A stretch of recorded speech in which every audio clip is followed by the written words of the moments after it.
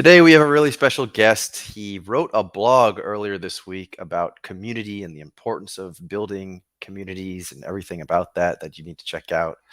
It's the creator of the Hustle and Showroom Mint Juice. So let's bring on Mint Juice.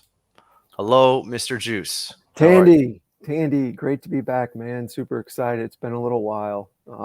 Hopefully everything's going well with you. I know you had a trip earlier this year and just trying to get back to health. Me as well. Yeah, we have been in the DMs recovering from international viruses, but we're making it out the other side. That's good. We seem to have our wits about us, and that's what's important. So that's good. So anyhow, Mint Juice, I know you wrote this blog recently about the importance of building a community, and specifically, you're talking about your own hustle and showroom community. And I've taken a look in that community. It's definitely a successful one, very active in the Discord. Um, I suppose my first question for you would just be, why now? Why is now the time to be talking about the importance of community? That's a great question. So I decided to write this blog maybe a month and a half ago, but it kept evolving, and I kept seeing it being more and more important, especially as there was a bit of a market downturn and sentiment in Top Shot has sort of taken a turn downwards. And it really reminded me of when I started the Hustlin Showroom uh, in early August, after having gone through what many considered the bottom of Top Shot throughout the summer and July.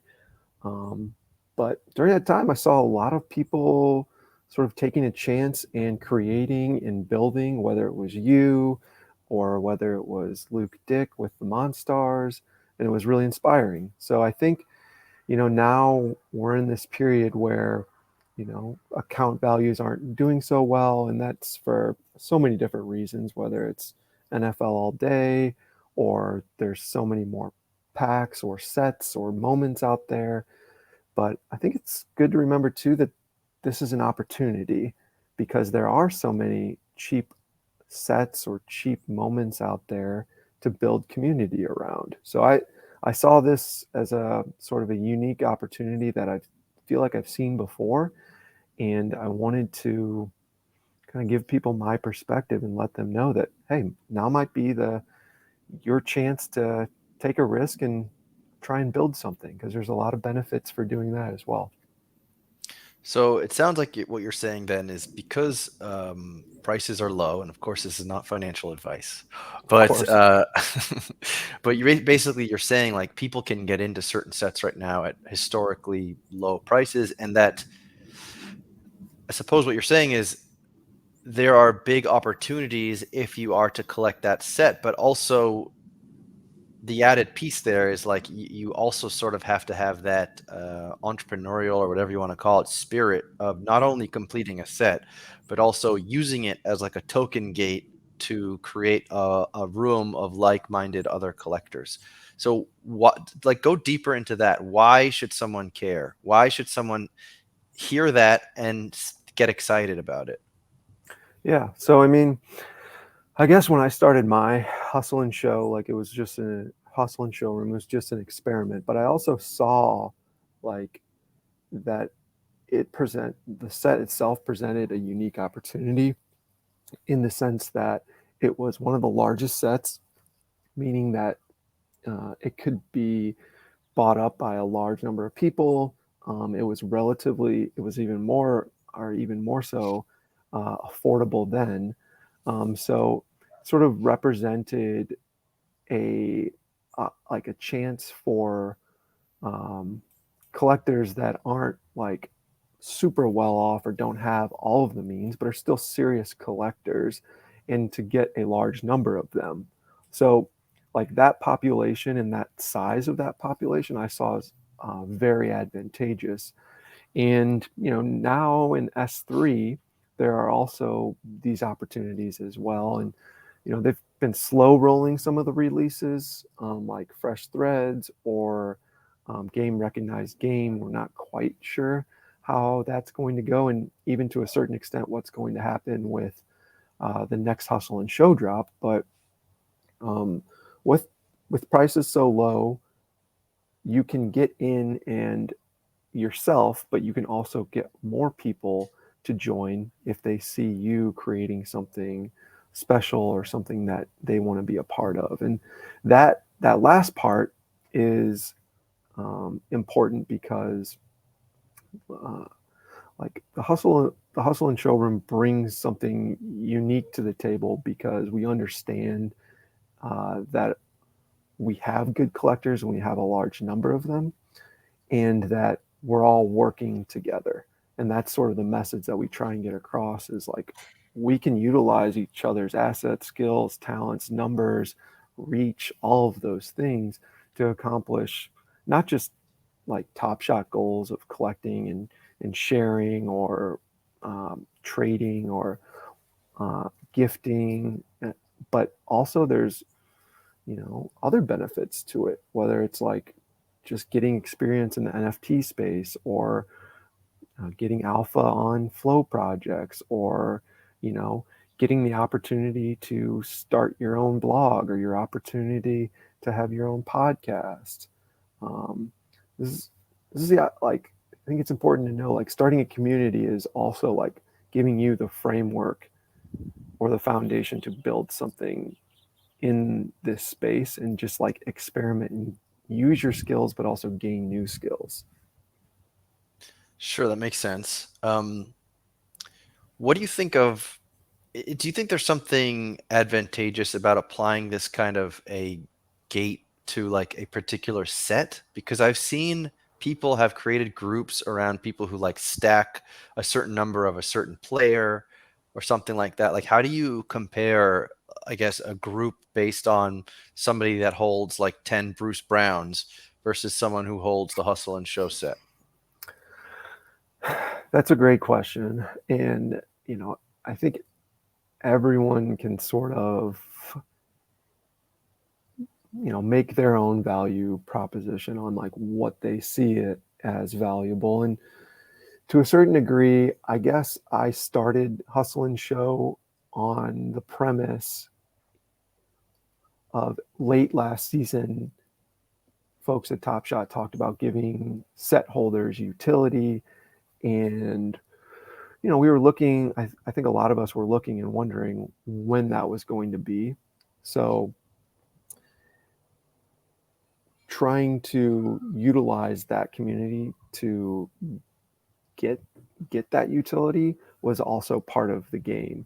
So I think too, like if there is some sort of like uh, dapper utility that could be built into it, then it could be advantageous or it could be really fun to do that. And I guess with flash challenges, having 10 Bruce Browns or something like that um, could be advantageous if like that's what you're trying to do is stack. But it'd be neat like if those people are actually really big Bruce Brown fans and they want to reach out or figure out a way to communicate with Bruce Brown or any player for that matter. Like I don't see why they wouldn't be able to do that.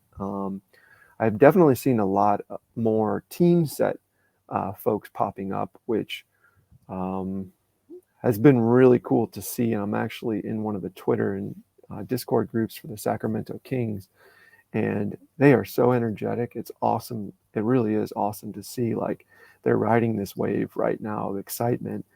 Um, that like they're just trying to figure out what to do with it. So yeah, I mean, I think as long as there's people excited about something and you can sort of propose some sort of utility, there's no limit to what you could build around.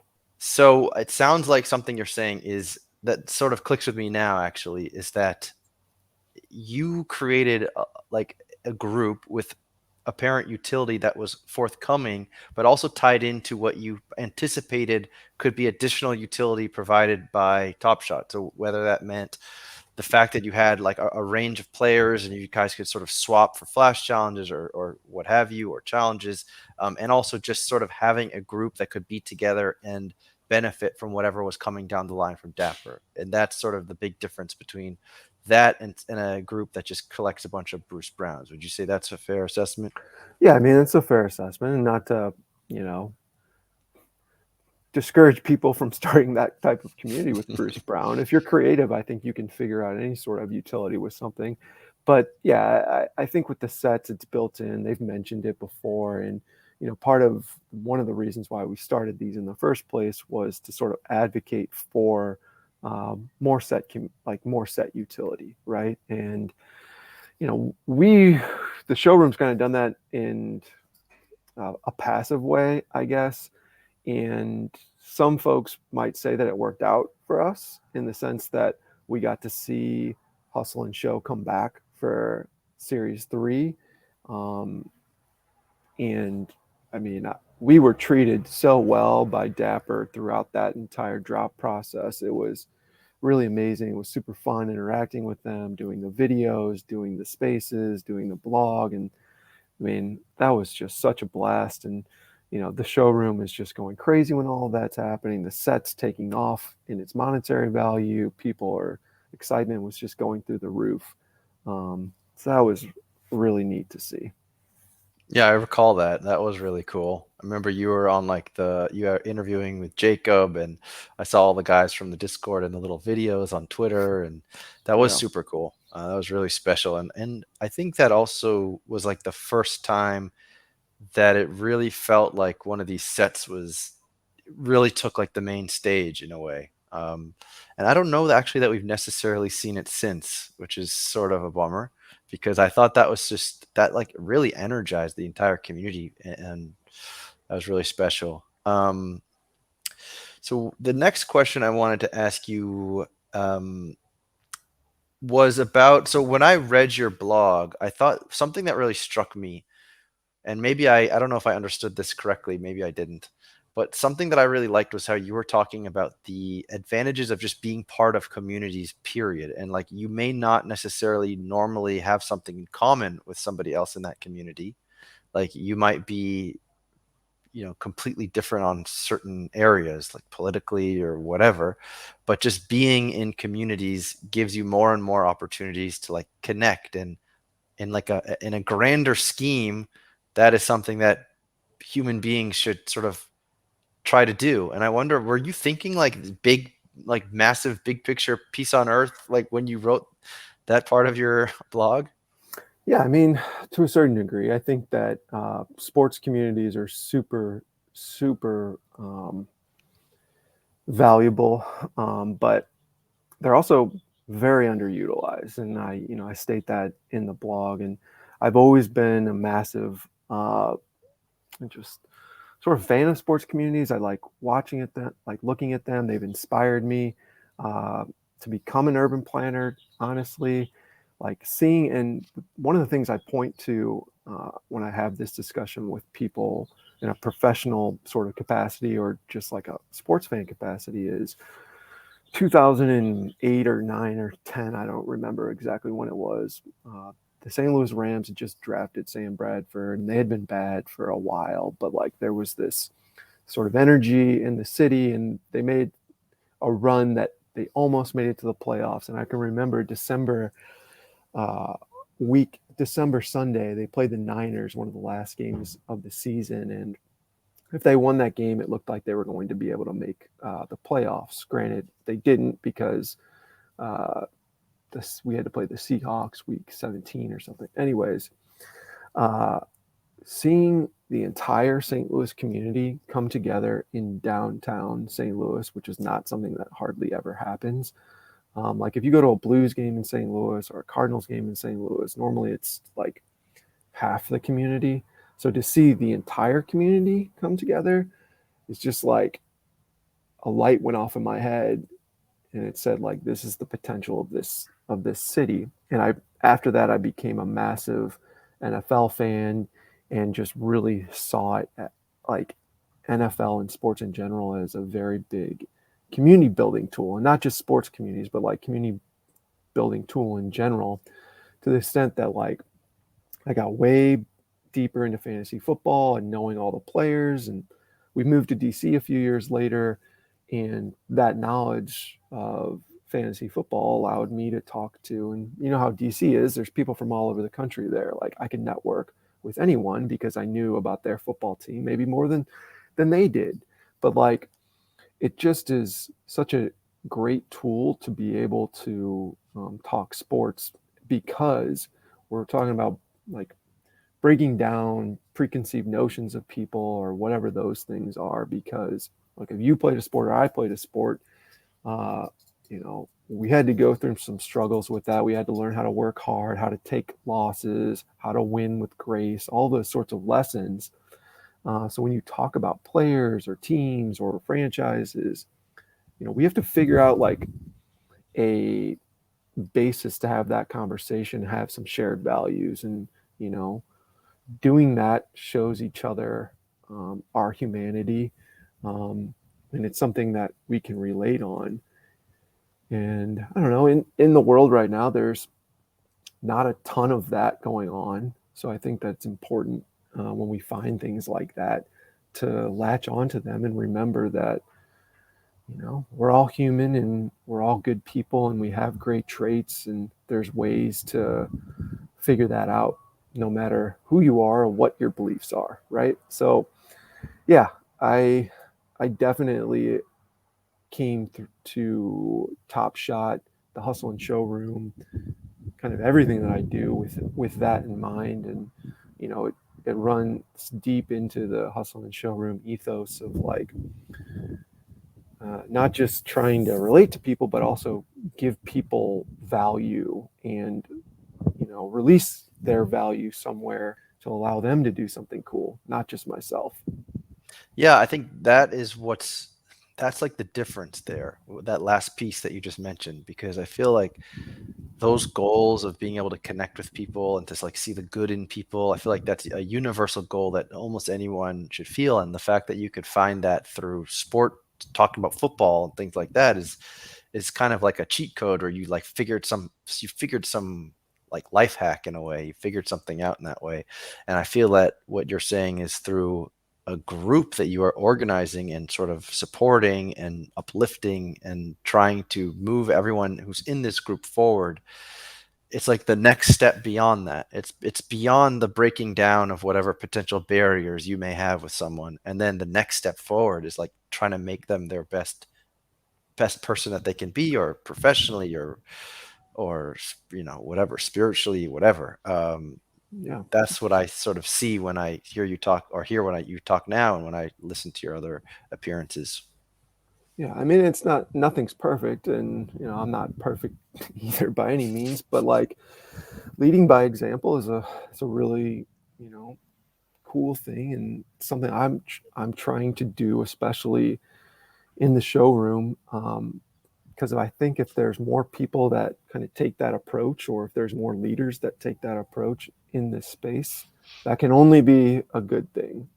So that's part of the reason why I wrote the blog, is like I love to see other folks or other hustlers in the showroom sort of take that challenge on that I'm presenting and say, oh, yeah, here's an opportunity for me to build. Like I've seen how Juice has done it. I've seen the people in the showroom sort of get benefit from doing this. Maybe I'll take a chance and know that there's people that will help me along the way, because I needed help.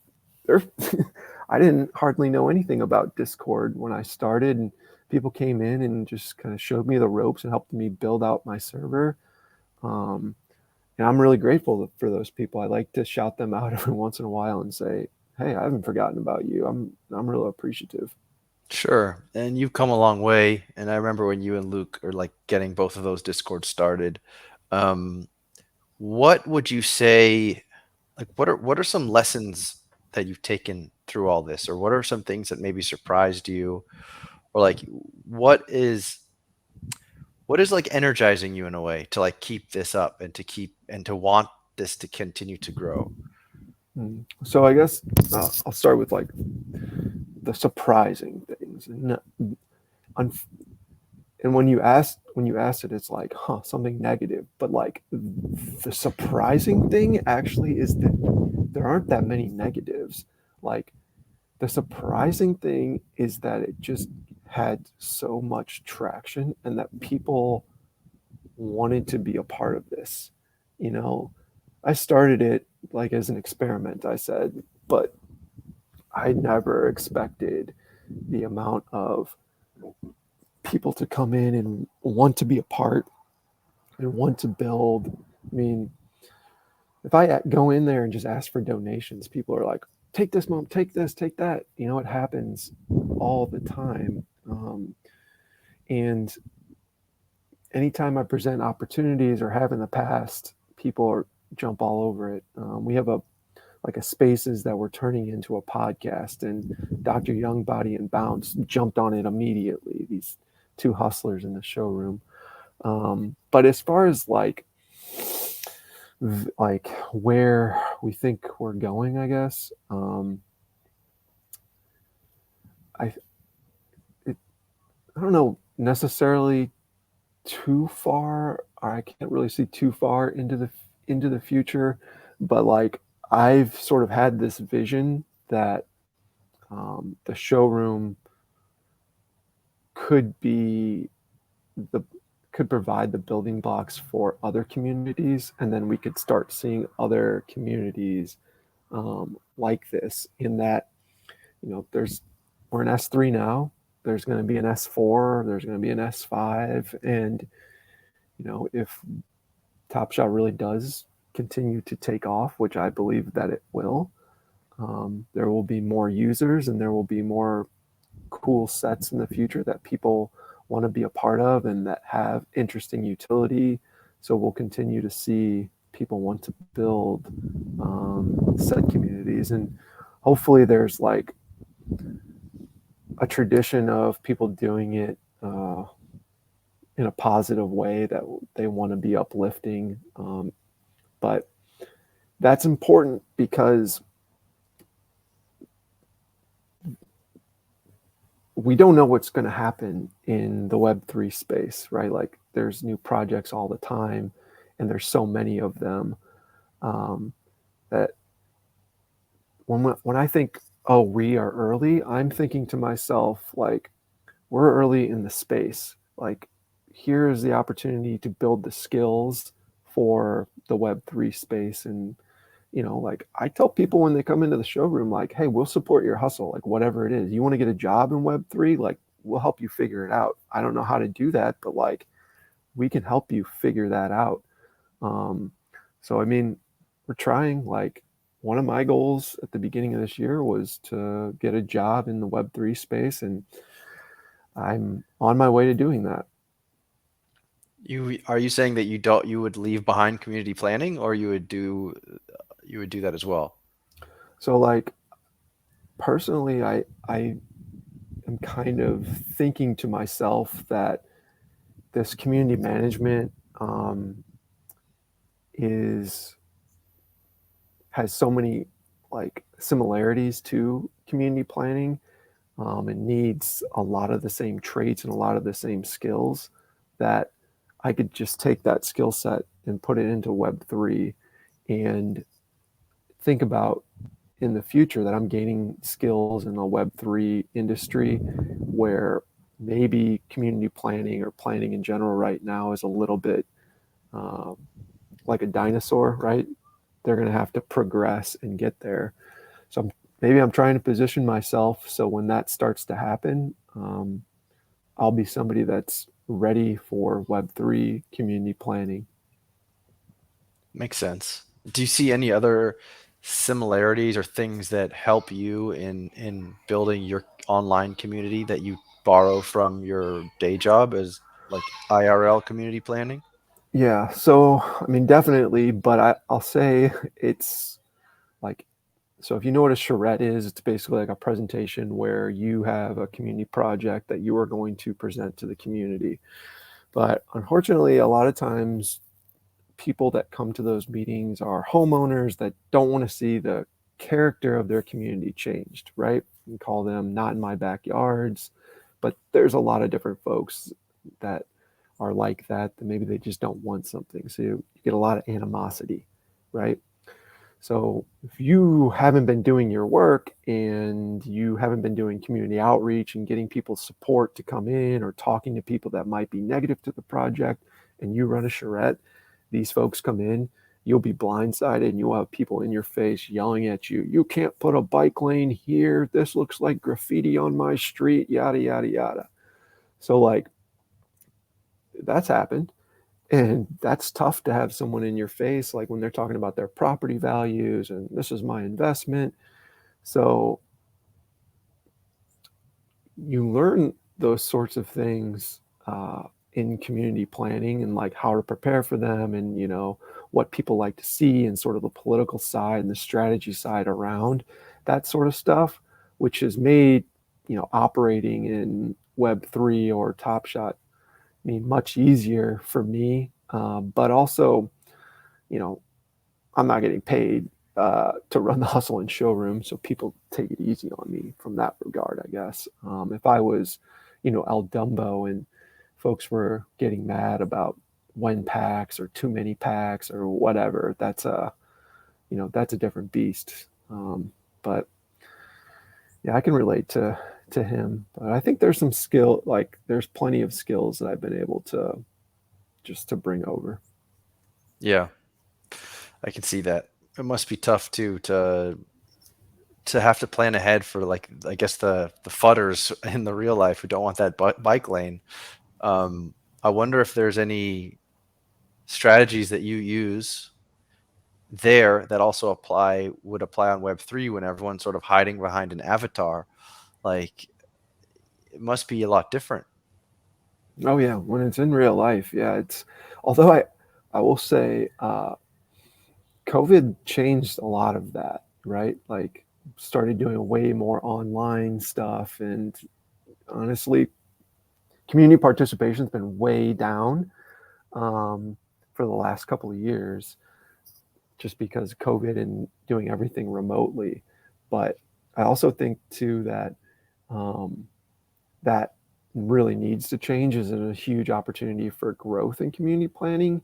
And I think that that's sort of like my window into thinking Web3 could be a big help to community planning, right? It's like it's always been a huge issue of getting people engaged in projects or just like in, you know, civics in general.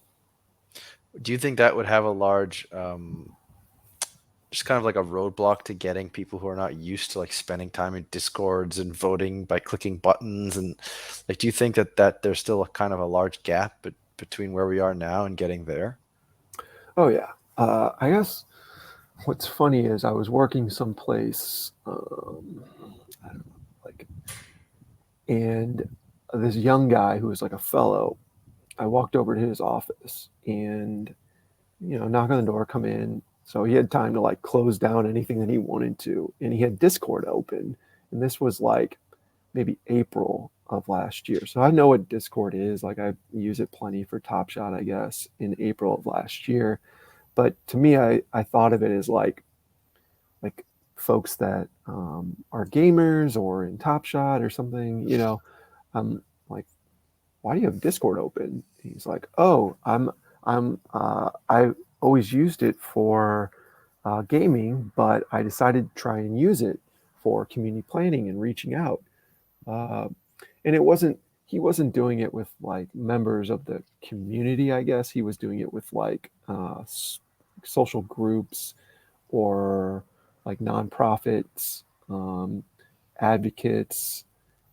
He it was like a way for him to connect with them, and I was just sort of struck by that, and that put a light off in my head that let me know, like, huh, okay, like this isn't just a tool for gamers or like looking at Top Shot or anything like that. Like I could use this, and that was one of the impetuses for trying to experiment with Discord and just get on in this thread that we've been talking about is just seeing it in that kid's office. I was like, huh, all right, I need to start thinking about this more holistically. Hmm. So in a perfect world, what happens from here? Like, what happens next? Yeah, I mean, I would love to see a few folks reach out and say, "Hey, I'd love to start a community for game recognized game or any of these other sets." But if that doesn't happen, there are folks that have started those, so maybe supporting them more and bringing people that have communities together to just sort of showcase that and let people see that, yeah, there are set communities and they can provide you some sort of value. But too, it's just about getting the word. I guess it's just getting the word out there that there are set communities, but there's also people out there that will help you build. Because we have a number. I think I said this earlier. We have a number of sets in the showroom right now that are in there with people active. Fresh Threads is included in there.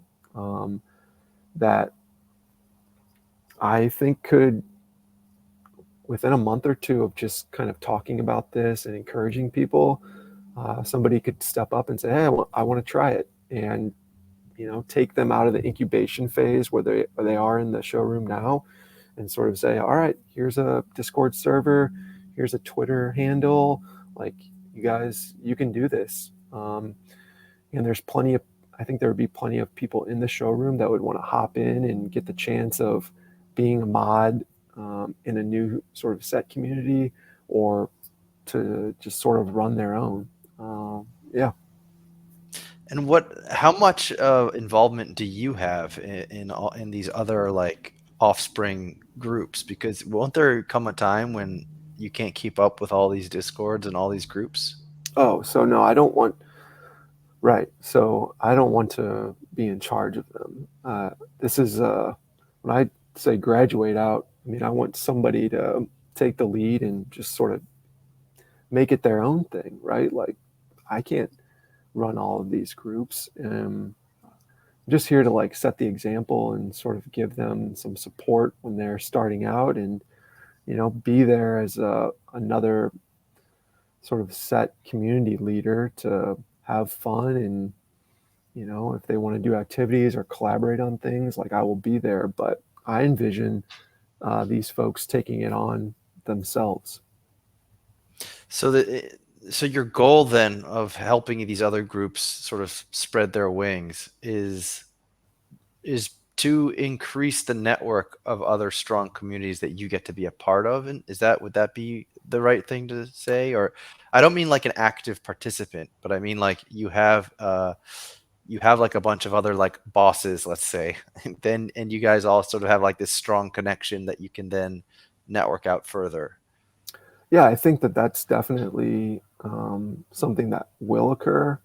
Um, but I think it's about just like doing that makes the Top Shot community space, or the Dapper community space, or Flow community space, whether it's NFL all day, like, there's opportunities there too. It just makes it a little bit more mature when there are people out there building and experimenting with their skill sets, right? So yeah, I mean, I don't think it's necessarily all altruistic, right? Like, there's uh, definitely ways to connect with these people, but I think it's just healthy for the space. So you seem to care about the space, like kind of beyond your own gain or whatever, that like you just care about the space and you want to see it mature and you want to see people grow. And yeah, I think it's a refreshing take. I think you're probably one of few people who come into Web3 and are mostly motivated by like, how can I just make things better? And because I feel like most people get into Web3, Top Shot especially, and I can say myself, when I first joined Top Shot, there wasn't any thoughts of like, Right. what can I do to make this community more wonderful? It was like, how can I make a few bucks? Yeah, Like, make some money. No, like, look, I'm not naive to that at all. Like, I like trying to make some money too, and I think that having a, like, just to be about that, like, I'm definitely a hustler. Like, I'm trying to make some money, in whatever way I can, and like making those connections and having these opportunities. Like NFT groups come up to us all the time about doing partnerships. There's opportunities as much as you want. It just sort of depends on like how much time you have. But like at the end of the day, uh, if these set communities can be mature and be bold and be leaders in the Top Shot and Dapper space, like I think that that's good for the space in general and is good for our account values. If we have people that are holders and collectors that are educating each other about like how to collect and supporting them and building, like that's good for all our account values in the long run. So yeah,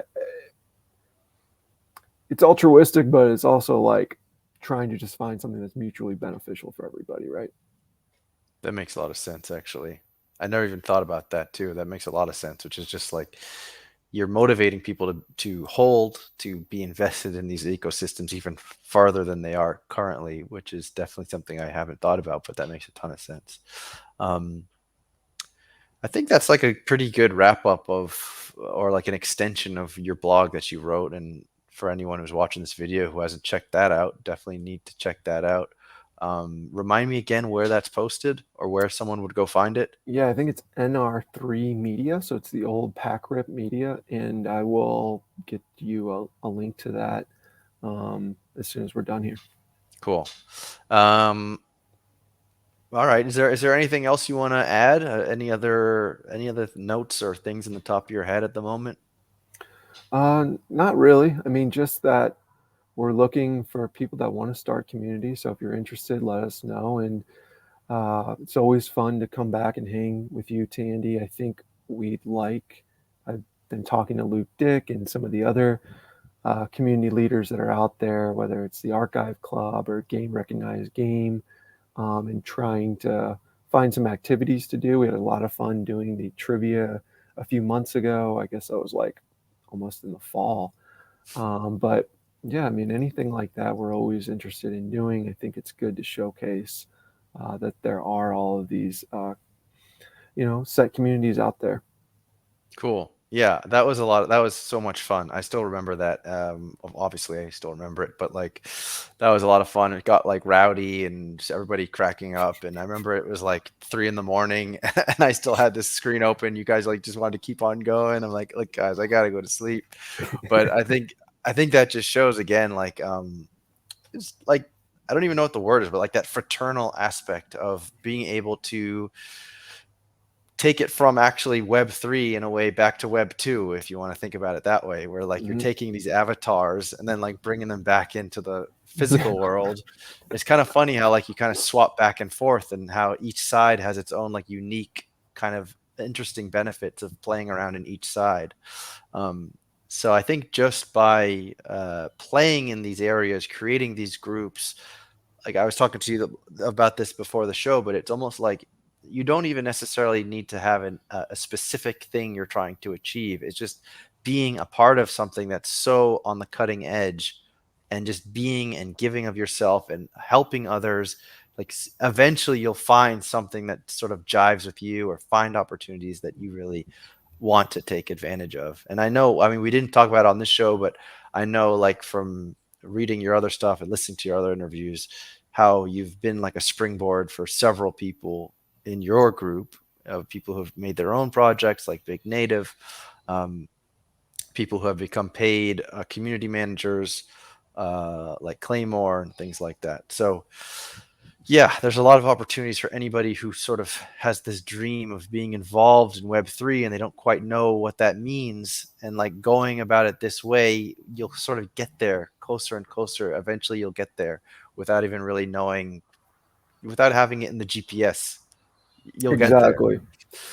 Yeah, and part of one of the other things we're looking into, like the reason why I needed to get this blog out too was, like I want to show other hustlers that like we can help you publish a blog, get it to Moment Ranks blog or get it to PackRip Media's blog, and then get you published, do giveaways, and then connect you with podcasters, connect you with folks like you, Tandy, or media content people, and it's like a way to get your voice heard. And I think that that's like one of the biggest things that I see that leads to FUD or any sort of like frustration with Top Shot, is when people don't feel like their voice is getting heard, or like Top Shot's not listening to me. It's like, well, they got a million people to listen to, man. Like there's a lot. Like, so if you want to really get your voice out, like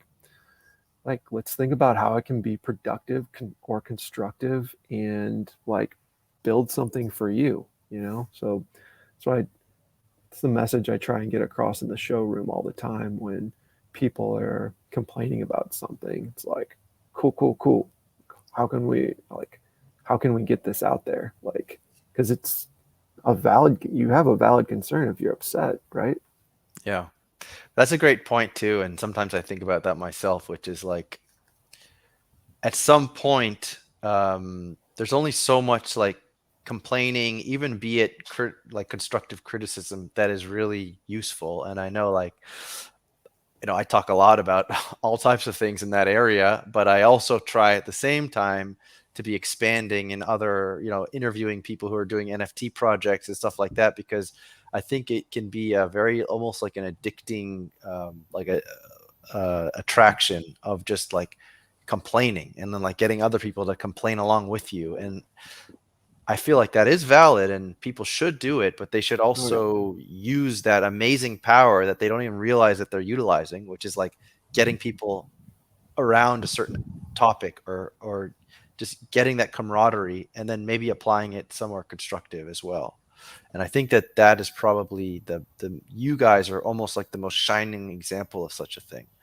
Um, where sometimes people might look at your group and be like, "Oh, you guys are simps," because like we all want to complain and you're not complaining with us, so we don't want to even listen to you.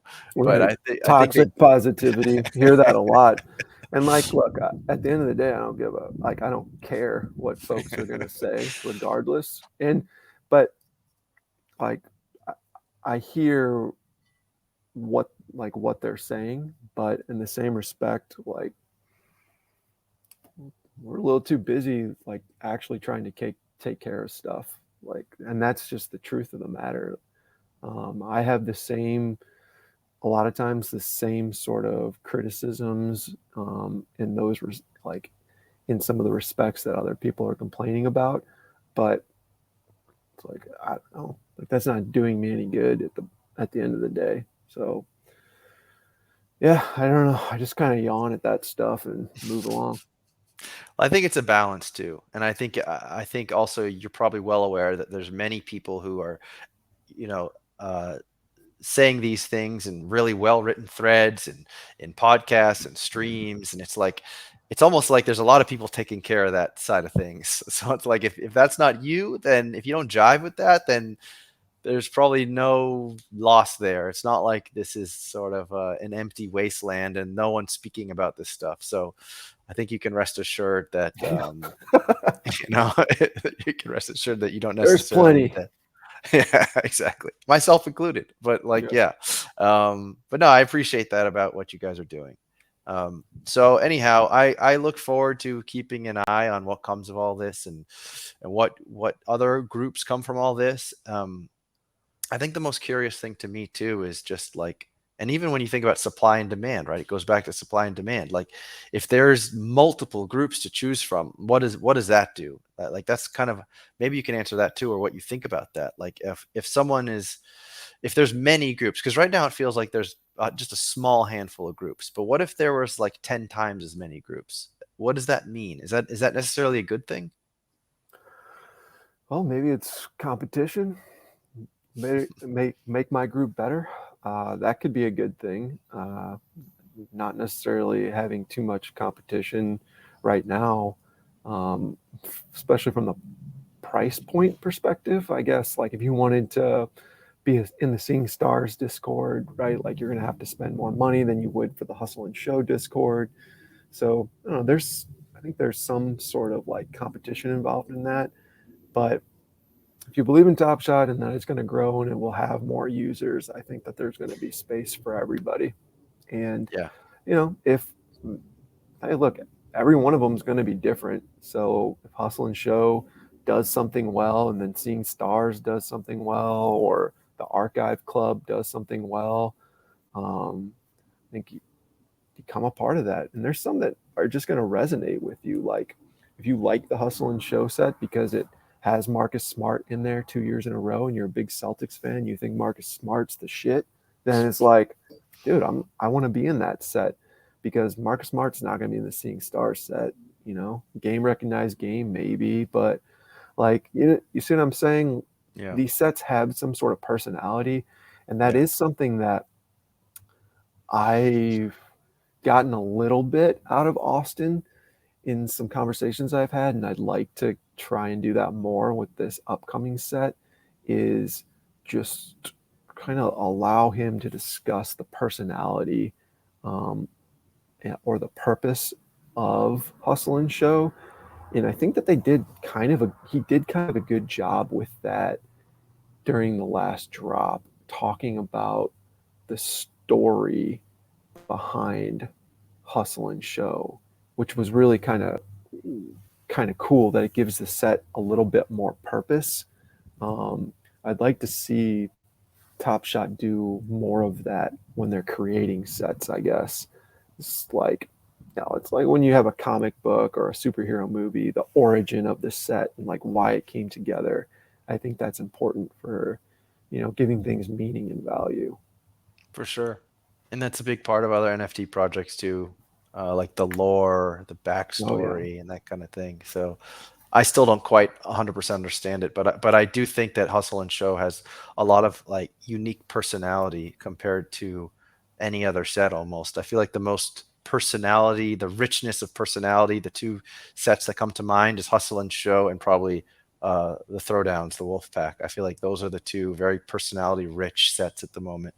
Um, but anyhow, yeah, that's a cool thing that I never even really thought about. But so I think that's a good point to end it. I think Yeah. there's a lot of great information here. A lot of we learned a little bit more about your own stuff that you're doing outside of Top Shot as well. I thought that was kind of interesting with the community management and the Web3 and how you relate it to each other.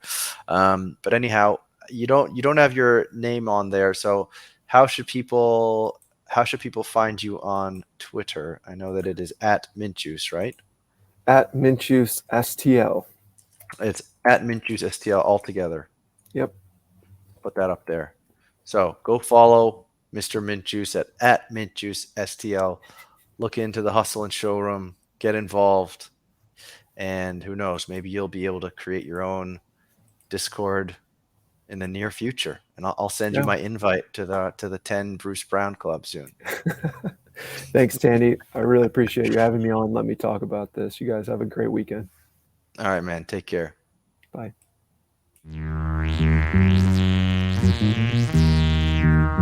Static Selector.